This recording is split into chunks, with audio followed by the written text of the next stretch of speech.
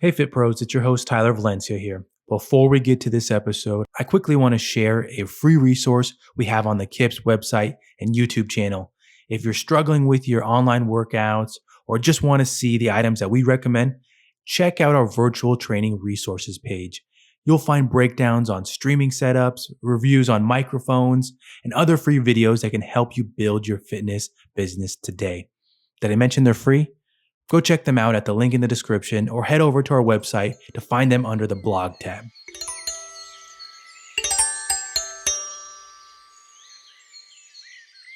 Welcome to the KIPS podcast. My name is Tyler Valencia. I'm the president of KIPS and Time to Train Fitness. We have our first guest ever on the KIPS podcast, coming back to talk about working in a gym post-COVID. So what is that like for the manager, the instructor, coming back to work in a gym from both sides of it? That's really the topic, the area that we're going to focus on today. So welcome Vincent Metzo to the KIPS podcast. Thank you, Tyler. Great to be back. Everybody wants to say they're best, but only one person can say they were first, right? That's true. You were the first. And so Vince and I can always talk about fitness related items, the fitness industry. And even before we started recording, it was just one of those things where, we should have been recording, like we should have pressed record. And so to kind of set the episode before we jump into those topics, Vince, can you talk for the listeners a little bit about yourself, how you got in the industry, and a little bit of your background on what you're doing now? Sure. So I started off as a creative, as an actor, dancer, singer. I was in a number of rock bands. You can still find us on YouTube if you want to be horrified. And as I got into my late 20s, I was doing a lot of construction work as I was doing my artistic work. And in an acrobatics class that I took frequently, there was a woman who was a personal trainer, a massage therapist, an athletic trainer, etc. And one day she asked me, "Hey, you want to go lift weights?" And I was like, "What, lift weights? That's crazy. Dancers don't lift weights. It'll make you muscle bound." Appreciate this is in the early 90s. And I trusted her because I knew her from acrobatics class. And also I had gotten a few massage treatments from her, which had helped me a lot. So I said, okay, let's give it a try. And soon I was tumbling higher. I was getting more tricks. I was higher off the ground. I was recovering better. So I started to think to myself, wow, instead of killing myself doing contracting work, I should take all this experience I have using my body and start doing personal training. So because my mentor, if you will, my role model, had so many credentials, I was like, well, I'm going to go back and get a master's degree, and I'm going to do massage therapy also. So I went out on this journey, and I got a master's at NYU, and I went to massage therapy school. And while I was getting my master's, I had to do an internship, which started in corporate fitness. I was at Seven World Trade Center for Solomon Brothers, and we ran the executive fitness center there. And then I got moved to a couple other places for Prudential Securities and then Scholastic Inc. So my original start was in corporate fitness. Then I started doing massage on my own, and I worked at Sports Training Institute for a while, all the time training clients on my own on the side and doing a massage practice. And then I started teaching at the Swedish Institute. I taught in the massage program first, and as I started to teach more, I still had a small massage and personal training practice. But when family and kids came along, my teaching ramped up, and I had a paycheck that I could really count on there. And then in the early 2000s, they asked me to create their personal training program, which was an associate's degree program, and I ran that until 2018. And then as that phased out in 2021, I started working for New York Sports Club and their family of brands as the director of fitness education. Nice, nice. Can you kind of expand on that? Because I feel like that's going to be for listeners just to be like, okay, yeah, he knows what he's talking about here. Can you expand on what you do for the New York Sports Club? Sure. So I was brought on by the then CEO, Roger Harvey, and the idea was to, when we hire trainers, help them improve their skills, their technical skills as trainers, so that not only can they get clients, but then they have better client retention.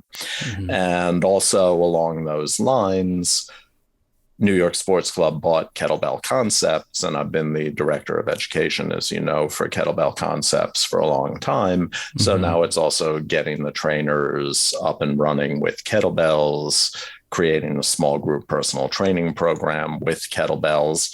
And I do a lot of work to bring other continuing education providers in, make sure the trainers are up to date with their certifications and their CPR mm-hmm. and things of that nature. Yeah. And as you know, I also do a weekly podcast webinar where we interview people in the fitness industry, which is both for the New York Sports Club trainers and also for people who follow Kettlebell Concepts on Facebook, etc. So there are a lot of irons in the fire with this new position. Yeah, I do know, having been a guest. Was it this week or last week? I came on. Last week. It was last week. Yeah, my voice was definitely not as deep as it is now, since I was going through a little bit of some congestion there. But the point that I was thinking about when you're mentioning all those things is, in my years of working for gym franchise, I don't think I've ever been at a gym that had like a director of education. I know directors of education now just from working on the education side of the industry. I know a handful, but I don't think I've really worked for a franchise, a corporation that had a director of ed. And so talking about, making sure that trainers, instructors have their CPR, they have all their trainings, they have their certifications current, all those things in my book. I'm like, yeah, wow, that sounds like it could be useful. And I've said this on this podcast before, how the best, in my opinion, even though I've never worked for them, is just based off of trainers that I've met that have worked for this company, Equinox.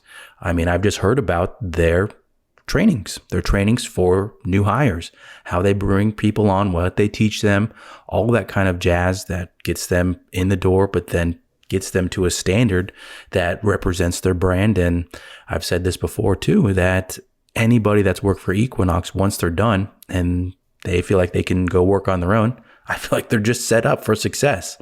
So the whole director of education role, working with instructors, giving them education, it sounds like a big benefit. And, but I mean, we don't see it as much across the board. And I know that we'll talk about that later on, but let's start with a big hitting question here. With the last 2 years and the pandemic and instructors, essentially, I mean, I heard a lot of stories about this, and I've said how I think it's fantastic that instructors have made more money over the last few years when typically you would have think that an industry like the fitness industry would have been hit super hard by the people that are typically lowest on the food chain, instructors, that they probably would have struggled. But I heard a lot of great stories. Those that went online, shifted their business, making more money, charging more, all this kind of good stuff. What, in your view of these last few years and now coming back, gyms reopening, what have been some of those struggles that you've seen for recruiting instructors, trying to get them to come back, trying to get them to teach? Well, it's a very good question. And some of the things that I've observed and have talked to other people about, and certainly seen in the different places I'm associated with, there was a COVID economy. Mm-hmm. So the gyms closed, and the trainers started collecting unemployment. And some of the gyms are not very diligent in how trainers communicate with clients. So, they're very much entrepreneurs. And the trainer has the client's personal information and Mm-hmm. cell phone, and the client can communicate directly with the trainer's personal cell phone. Mm-hmm. So they're really the trainer's client. They're not the gym's member. And, on the meta level, that's a miss for gyms. If you Mm-hmm. don't realize that, you know, giving your trainers that kind of access and making that person the trainer's client as opposed to your member, that has long-term economic consequences even before the pandemic. But I think that hit during the pandemic more because first, these trainers were able to collect unemployment because they weren't working at the gym anymore. And then they were either being contacted by or contacting their previous clients who weren't able to go to the gym. And, this is very much a Northeast kind of thing. The pandemic hit different parts of the country differently. So then some of them were very much able to pivot to doing sessions in the park, doing sessions online. And by the way, doing those sessions for cash. Yeah. So here I'm getting my $500 a week, COVID stipend, unemployment from the government. Plus, I'm able to do 5, 10, 20 extra sessions a week for cash. So I'm making a few $1,000s more a week under the table.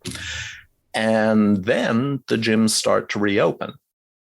So it's like, okay, Joe, hey, we're reopening. We really want you to come back and start working with your clients. And Joe's like, well, yeah, it would kind of be nice to get my insurance, but Joe doesn't want to go all in.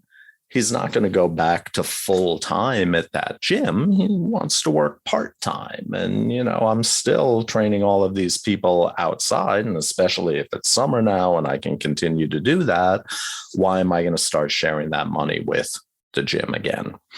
So that's sort of the main thing that happened. And some of the trainers did so well on their own that they just straight up decided not to come back. Some of them came back, felt it out, and then were like, things haven't really changed here.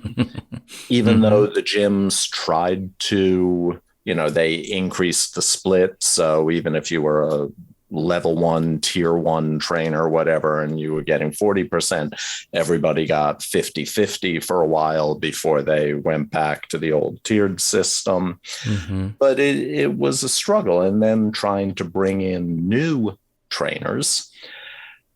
Well, not a lot of people wanted to change careers or start doing something new or be around people. So the influx of new trainers was not as great as it had been in previous years. So I think those are two of the main things that happened as we're moving out of the pandemic. Now, I know people down in North Carolina who had a much different experience than that because North Carolina didn't close down to the same extent. Now, they had to pivot somewhat to doing online stuff, but they opened up more quickly. So their experience probably a lot different than being in like a Washington or a New York or a Boston where they really had strict guidelines. Yeah. The piece that I didn't really think about is that influx of new trainers, new instructors. 2018, 2019, that was the whole pitch that you'd see across. I feel like some of the companies still do that. The education companies, start your new career and you join, make your passion into your career, stuff along those lines. And I didn't think about it like that, how you mentioned that the influx and not many people wanting to switch careers, but it's a good point. Stability is probably what people are looking for if they're switching industries, and the fitness industry is not known for stability. You're not working 8 hours straight. They have another option too. It's, it used to be your first job. Let me get experience. Let me understand this by going and working at a big gym where there are lots of people. Well, now I also have the option of doing it online. Yeah.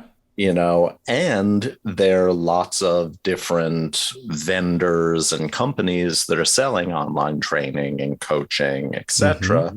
So your entry into the profession isn't just through a live in-person big box gym anymore. It's also, you have this whole online platform that, if you're good at social media, if you're good with your cell phone, etc., you could get clients online, right? Mm-hmm. So it's kind of become an equalizer in a way, or this isn't your only avenue to start your training career.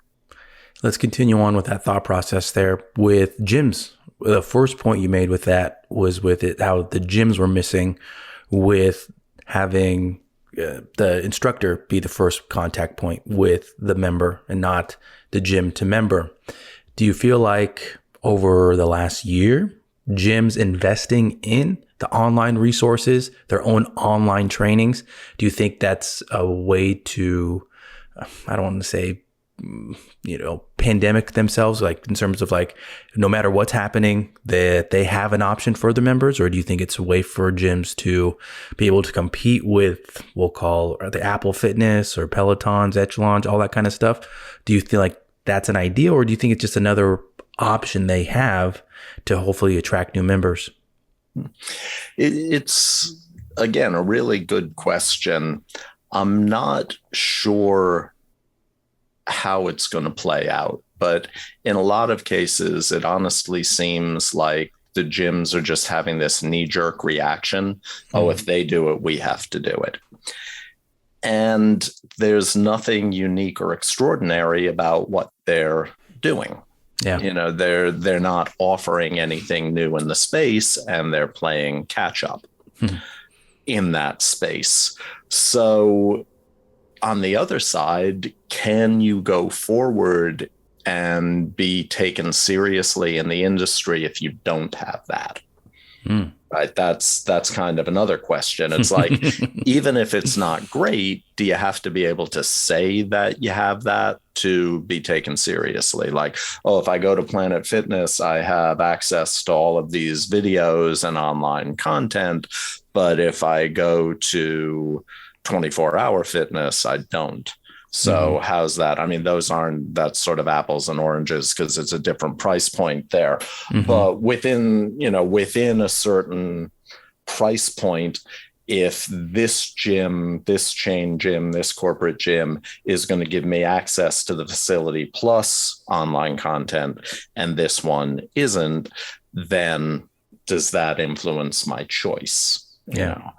By the same token, if you're talking about somebody who has more money, then it probably isn't that much of an issue for them, because they're paying for their expensive elite gym membership, and they're also paying for the quote unquote best online platform, whether they have their Peloton bike or they have their tonal or their mirror in their living room. So, they can afford the best of both worlds. They're not looking for one place that's going to supply them both things. But I think if you're going to do anything, it should relate to your core DNA and your values, and you should do it well. Yeah. So it should really reflect what your brand is, not just be, oh, well, we need to throw some people in a room jumping around because we want to keep up with the Joneses. That's funny.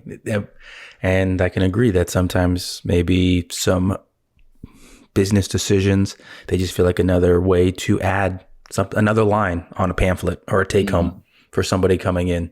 It's just another way to say, oh, well, we have this extra thing. Is it good? I don't know. And did you guys really invest in it? Did you take the time to build it out? I don't know. And I mean, probably the most controversial thing I'll ever say on this podcast is that I do feel like the fitness industry is behind. We're behind 5-10 years with marketing, how we make materials. I mean, the ones that always get me, that's funny that you mentioned Tonal, and how you watch these ads, they have celebrities in them.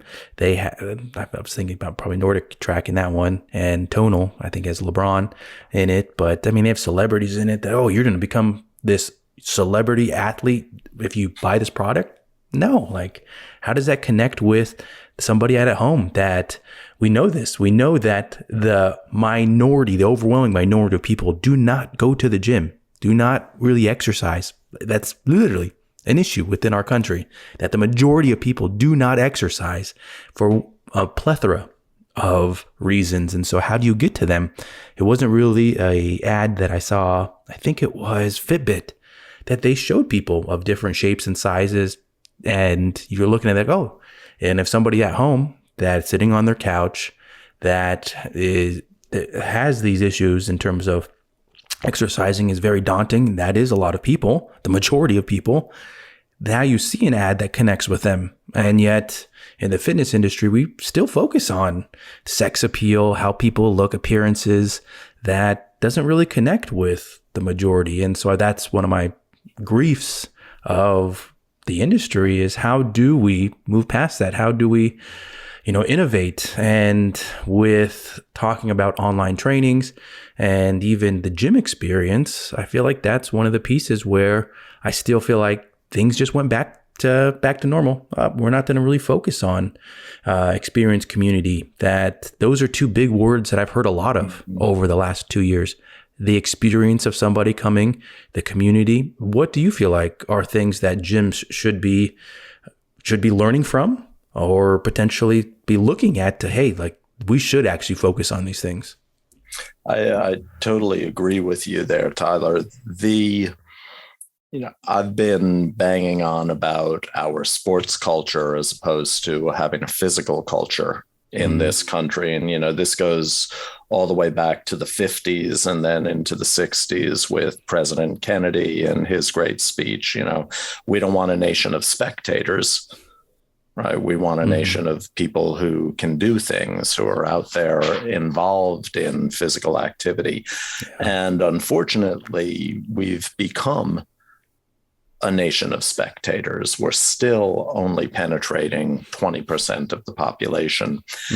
And the tonal or mirror, whichever ads they are, with LeBron and Serena, who are great, but it's still, here's an athlete. And who does that relate to? That doesn't get the other 80%. That doesn't get all of the 20%. And it doesn't get the 80% to get involved in fitness. So there's a great new book coming out, and you can see some TED Talks and other talks by a woman, a PhD named Michelle Seeger, and it's called The Joy Choice. And basically the idea is that when we tell people to exercise because it's good for their health, it'll reduce their incidence or likelihood of developing diabetes or prediabetes or heart disease, that's not really getting people to exercise. Yeah. So getting into this idea of physical culture, exercise can be joyful, and it should be joyful, and it should help improve the quality of your life, not just decrease your risk of disease, but actually improve the quality of your life. And we're still not really seeing that. And also the idea, we've seen this in ACSM's and URSA's fitness trends, small group classes, and the community that happens at a gym is very, very important. So back to your previous question, do gyms need to get into this digital online space? Well, maybe what they need to do is differentiate themselves from this digital online space and saying, we're giving you a community, not just a bunch of videos that you can do on your own. So, really good questions there. But that book, The Joy Choice, really, hopefully more CEOs and fitness companies will take a look at that, so that as a society, as a country, as a culture, we can really start to penetrate that 80% of the population that isn't actively involved in exercise, that doesn't have a gym membership, that doesn't own a Peloton or go out walking regularly or whatever it is. Yeah. I mean, a guest that we had to start the year, I'm trying to remember which month it was in, but it was a franchise owner, so boutique fitness owner that I believe has even opened another location for themselves. But she was talking about how just going to a gym and walking in, how many times have you been ignored by somebody at the front desk that they don't even care? And, that's part of the culture of a lot of gyms, that they don't really care about their members. They don't take that time to learn their name, talk about them, make them feel welcome. And those are the things that it's like, yeah, every gym, you should have learned that you need to make everybody that walks in that door feel special and a part of your community. Learn their name. What do they do? What do they like to make them want to come in and want to enjoy working out? I feel like that's something that you mentioned that it hits with me a lot, that we, for so many years, that the whole pain and gain, that if it hurts, then it's working, stuff along those lines. And as somebody like myself that works out probably more than the overwhelming majority of people, I don't look for pain. I don't look for stuff to be so hard that I don't want to do it. I want to come back. I want to make sure that I can move well so you can exercise. Those are the ideas and concepts that I feel like we need to shift towards entry-level trainers, that you don't have to beat them into the dirt to get your clients to come back. There's concepts out there that should be taught to entry-level trainers that help them work with their clients better, work through these mental barriers that have stopped people from exercising, that have, for however many years it's been, that they took off from exercise. So how do you push through those barriers with your clients? And those are the things that I feel like we don't see in education and entry-level certifications. We don't see how to communicate with somebody. We essentially want our entry-level trainers to get a little flash of anatomy, physiology, biomechanics, and hopefully be able to pass a standardized test. And that to us is, okay, yeah, that makes you qualified to work in a gym. When every director of ed that I've ever talked with, it's the same thing, that we want somebody that can talk with somebody across the table. We want somebody that can do an assessment. We want somebody that can have a little bit of sales experience. So let's shift that to the conversation now with education and the kind of issue that we're in with entry-level education. I think I talked about this last week with our podcast guest about how there is no entry-level certification now that has a hands-on portion. I remember when I did mine years ago, I did it through APA, and there was a hands-on portion. And that was the thing that I was most scared of, was the hands-on portion, being able to teach an exercise. What do you think are some things that should be added to an entry-level certification so that instructors hopefully feel a little bit more prepared for their day one? Well, it's interesting. WIT still does, World Instructor Training School still does have a practical. Nice. Which is good. And, kudos to them. It's a relatively short program, but they do require you to do an assessment, teach an exercise, and actually go through this testing, not with your teacher, but actually with another person that hasn't been your teacher throughout the program that then tests you. So kudos to them. And I remember when I first started, I went out to Adelphi University on Long Island. Bob Otto and John Wigand used to run the ACSM health fitness instructor seminar and test there.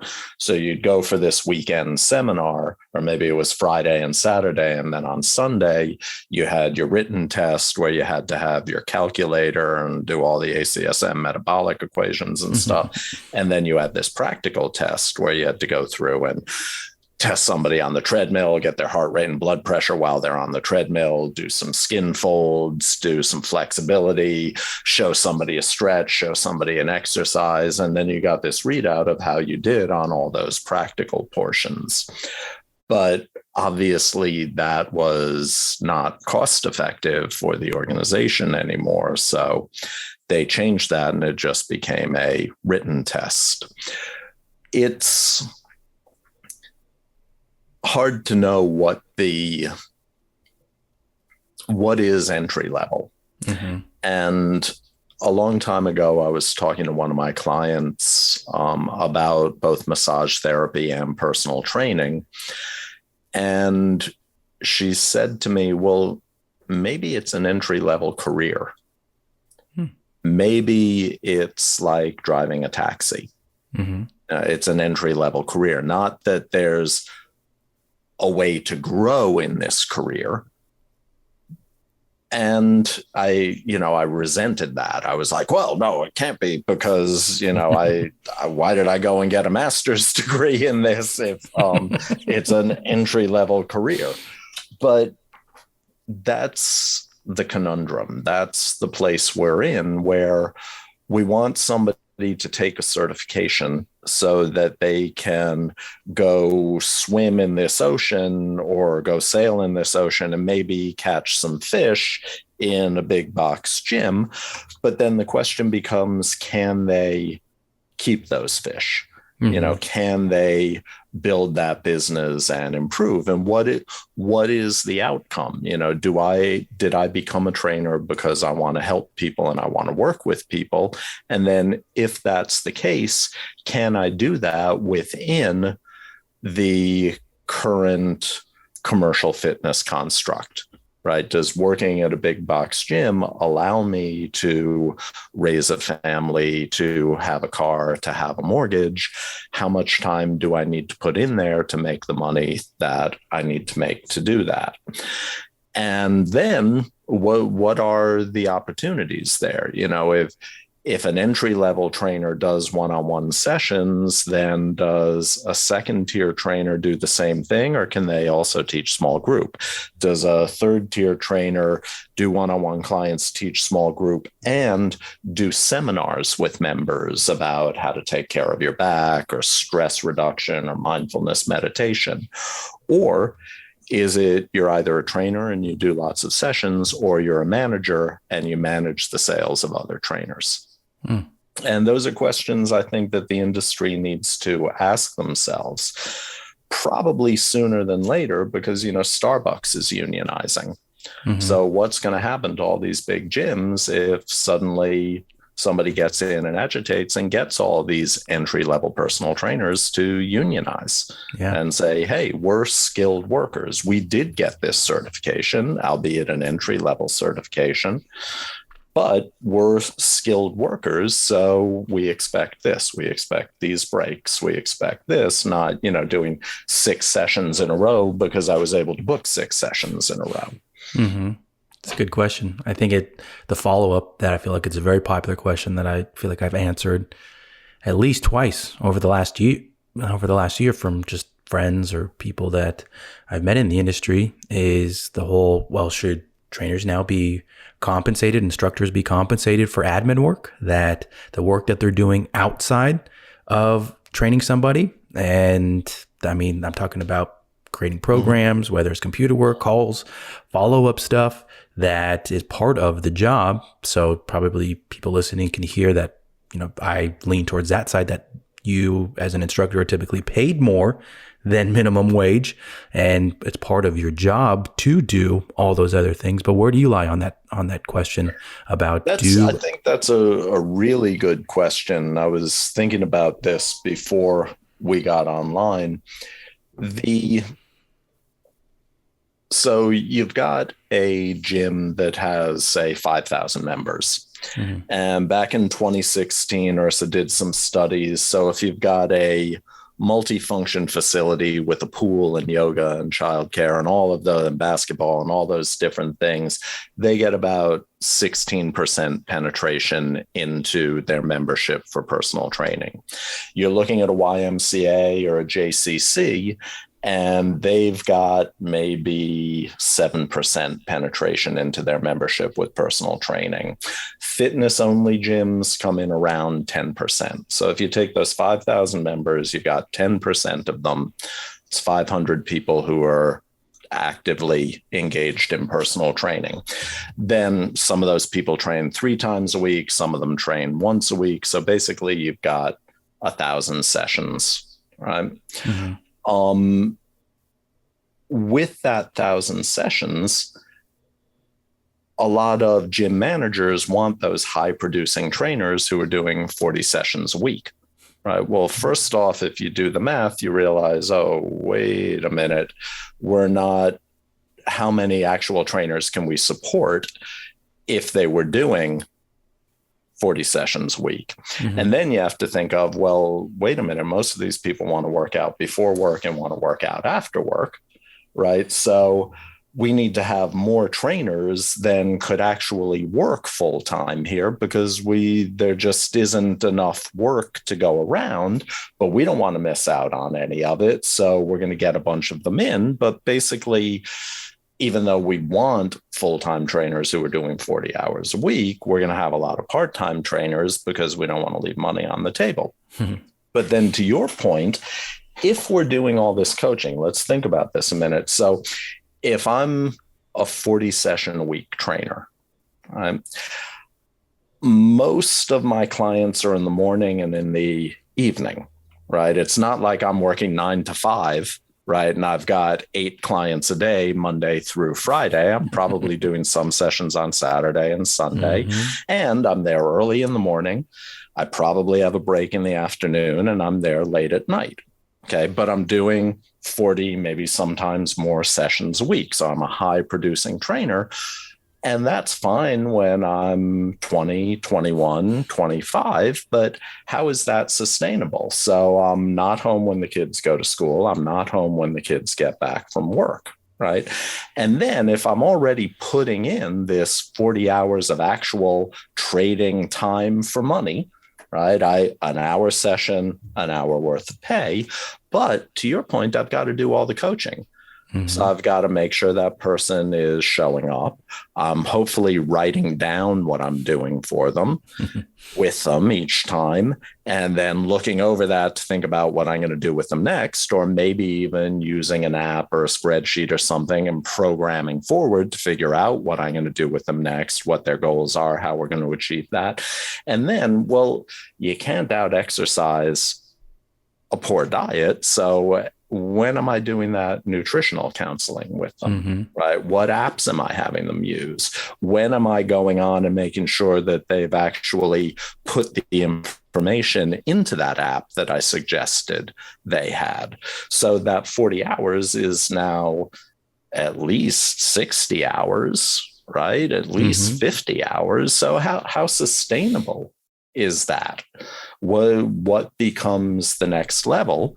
Well, opening your own business, I guess, and having people do that for you.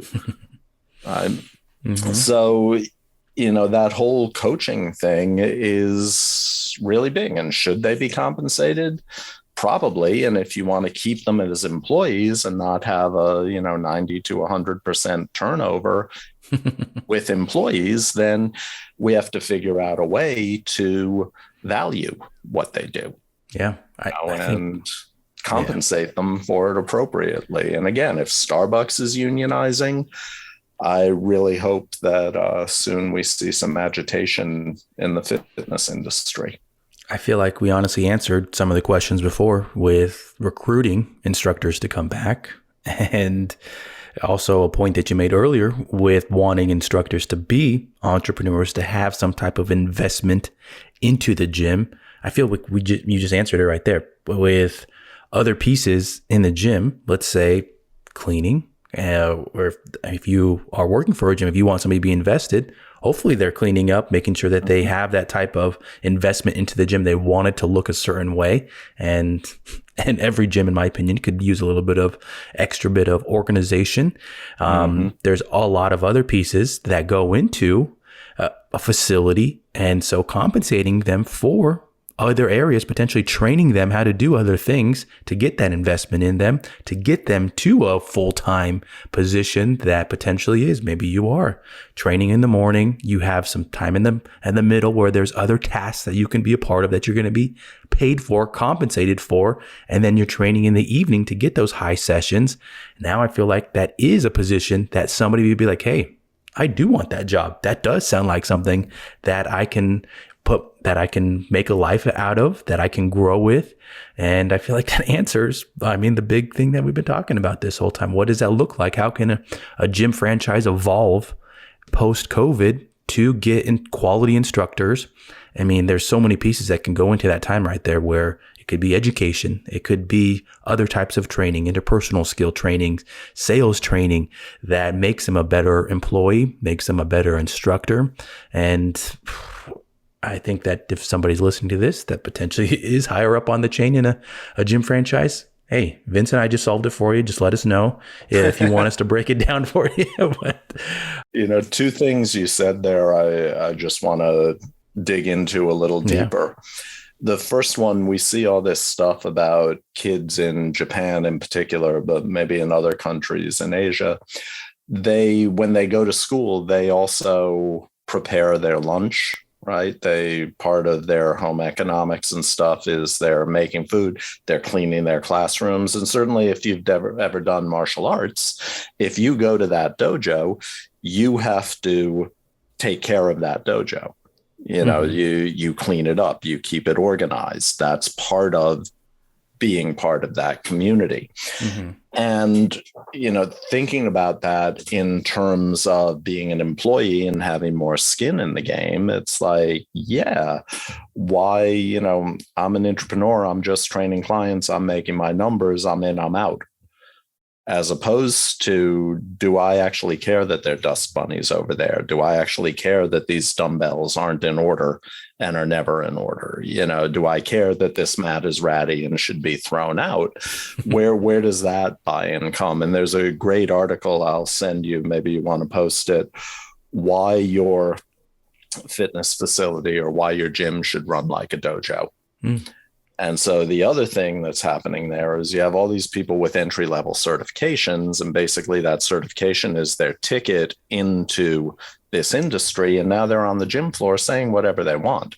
Mm-hmm. You have to do keto. You have to do intermittent fasting. And they're basically making things up, even though if you go back to the certification test they actually passed, it's very straightforward. These are the RDA guidelines, mm-hmm. But now they're out on the gym floor, so they can just make it up and say, oh, this is what I do, this is what you should do.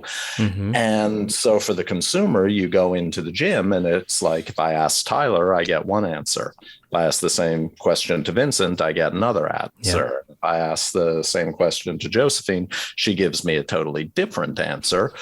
Whereas if you went into a dojo, you ask sensei and they give you one answer, and any of the brown belts or black belts that train under sensei, they're going to give you the same answer, mm-hmm. right? Because there's one method or one technique, not anybody can say whatever they want. And, that's another aspect that I think we need to think about as an industry. Yeah. That's Get a good away one. from what sells to what's truth. Yeah. It's such a good one. And it's so true with, I feel like the one that always pops into my head was when I did work for a I don't want to say lower tier gym. I feel bad saying that because they're a big gym. But when I worked for one for about 8 months, and I'm not going to throw that gym under the bus, but when I trained clients there and I was in school, I had already been working as an instructor for about 3-4 years. And I would get these clients that they would say these wild things to me. And the best story that I've told, I feel like, is I was training this individual and we'd be doing an exercise, and then all of a sudden it's a timed exercise. We get to that last 10 seconds, and let's just say hypothetically it's mountain climbers, even though I hate mountain climbers, that it gets to that last 10 seconds and all of a sudden they just boom, boom, boom, boom, boom, like just go insane with it. I'm like, what was that? Like, what were you doing? Well, my old trainer told me that I have to push as hard as I can during the entire thing. Like if I'm not doing as hard, then it doesn't count. I'm like, wait, what? That's not like what we're trying to emphasize here, like the goal of what we're trying to do. So you're almost having to correct what this individual heard from whatever trainer or whatever person on social media. You're almost having to demyth or trying to break down these things that you're like, how is that even possible? How is that realistic?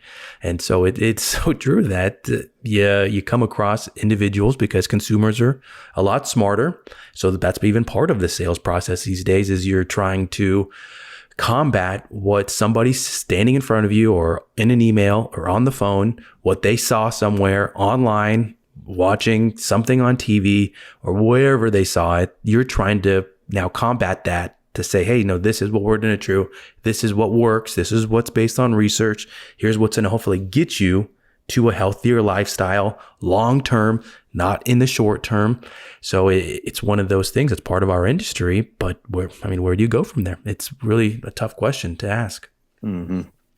Well, one more question here that I want before we get to the podcast takeaways is ask about, we keep talking about entry-level trainers and even the hiring process for instructors. And I know with your position, you don't do too much with that. You're more on the top of the chain.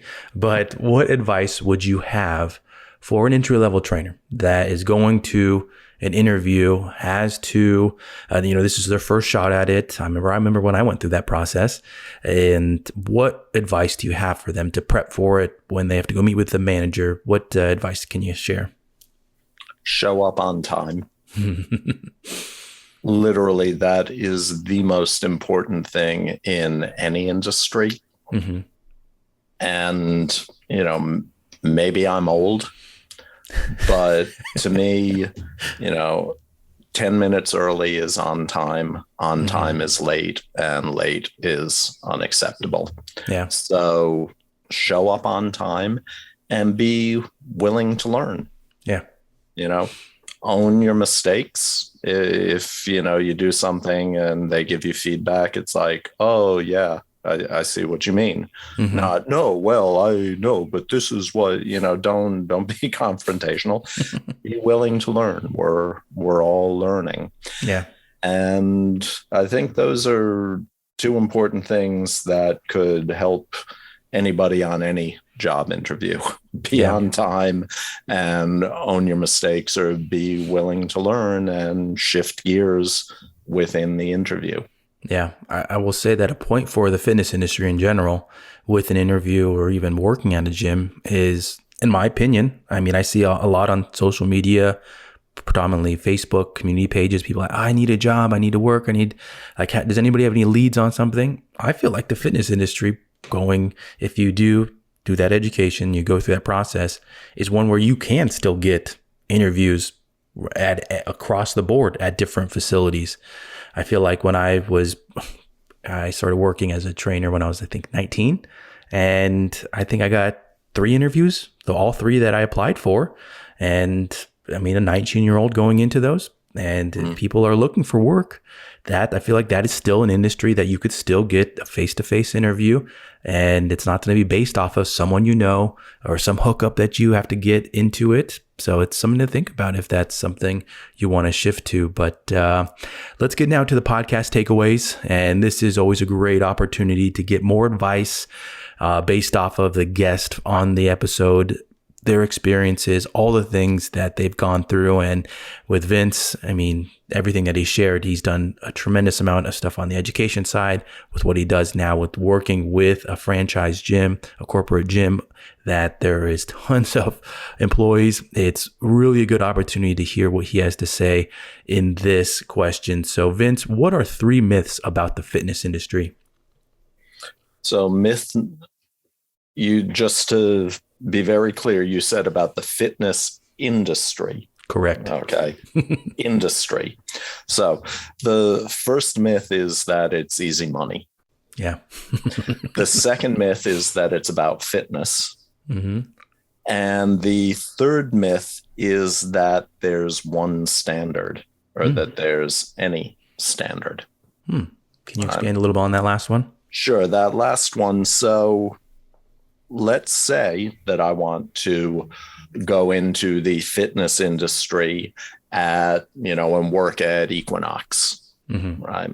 Well, I have a master's degree and I have 15 years of experience. And let's say that didn't turn them off. Actually, I have 30 years of experience, but we'll just tell them I have 15 years of experience because, they might be ageist and I don't want them to figure out how old I am. But let's just say that. So I have a master's degree.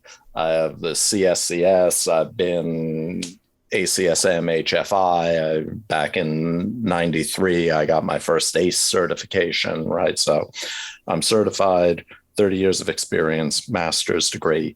I'm going to be a floor trainer at Equinox. Number one, despite all my experience, they're going to send me through EFTI.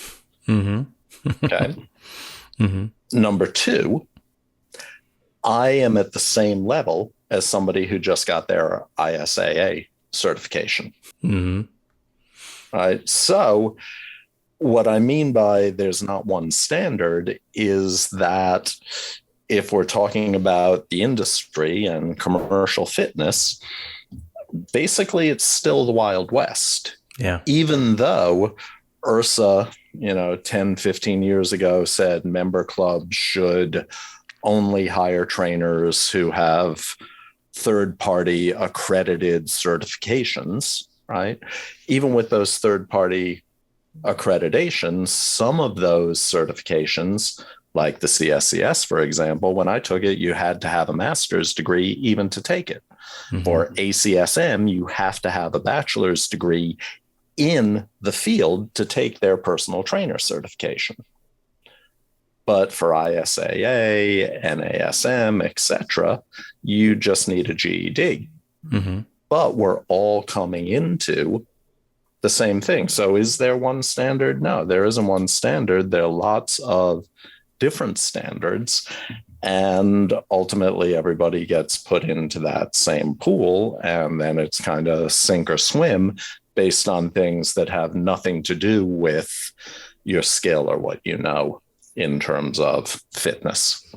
Yeah. And just to give a little bit of follow-up on that from my perspective before we get to our sign-off here. I mean, I remember a different director of ed that I know was talking about this, a little bit about accreditation and where does that come in with hiring somebody. And I will say that I've worked for a big gym before with not having any type of certification current. Of course, I'd taken them previously, but I didn't have any current certification. And of course, I was hired because of my experience, my background, my education. At the point that I'm talking about, I did have a master's. So why wouldn't they hire me? And this director of ed was talking about really it comes down to legality. If it comes to a point, let's say that I was hypothetically to get sued for something in a gym. If I'm in court, can I say that I am somebody that is qualified to train somebody? So if I was to ask this question to anybody, if you're listening to this, so at that point in my life, was I qualified to train this person? So I have a bachelor's, I have a master's at that point, and to say that, wouldn't you say that I am more qualified than somebody that just took a weekend certification that doesn't really have that extensive education? I would say that I'm more than qualified. So it's really a question that the industry will have to face in the future in terms of this whole accreditation and managers saying that they only accept one type of certification over somebody that does have a bachelor's, somebody that does have a master's.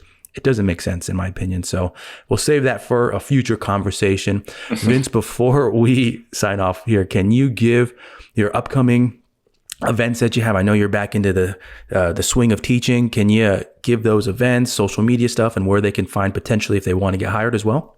Absolutely. So if you want to get hired, go to newyorksportsclub.com, and at the bottom there's a careers page, and you can look for jobs in any of our markets, which are Washington, Boston, Philadelphia, New York, also around the clock fitness down in Florida and the West Coast, Fort Myers area. We also have the Lucille Roberts brand, so they're primarily around New York. So it's all one application for any of those jobs, and starting off as welcome team, clean team, if you're a Group X instructor or a personal trainer. Those are all positions that are available. In terms of kettlebells, we've started doing live trainings again with Kettlebell Concepts, www.kettlebellconcepts.com, and also on Facebook, kettlebellconcepts.com. We've got a level 1 this weekend in White Plains up here in Westchester. Next weekend, a level 2 in Boston. We've got upcoming trainings, level 2 in White Plains, Philadelphia, Washington, and some more down in Florida. Also, if you happen to be in the Kingdom of Saudi Arabia when you listen to that, we'll be there in May doing some trainings and working with our education partner there to get some more master instructors up and running so they can run even more kettlebell level 1 and level 2 trainings in the Kingdom of Saudi Arabia. So NewYorkSportsClub.com or kettlebellconcepts.com. Great stuff, Vince. Really an episode that I always enjoy talking with you, and the time just flies by with it. And if you are listening to this, we will include this information in the description so you can easily get access to those, and we'll have some type of contact for Vince if you want to get in touch with him and ask him any questions from this great episode here. If you like this, please make sure to leave us a review. Leave us a review on your favorite platform. That helps this podcast continue to grow. We're always very thankful when we do our roundups to see how our 30-day stats did. So thank you for listening. Thank you for tuning in. And until the next one, we'll see you then.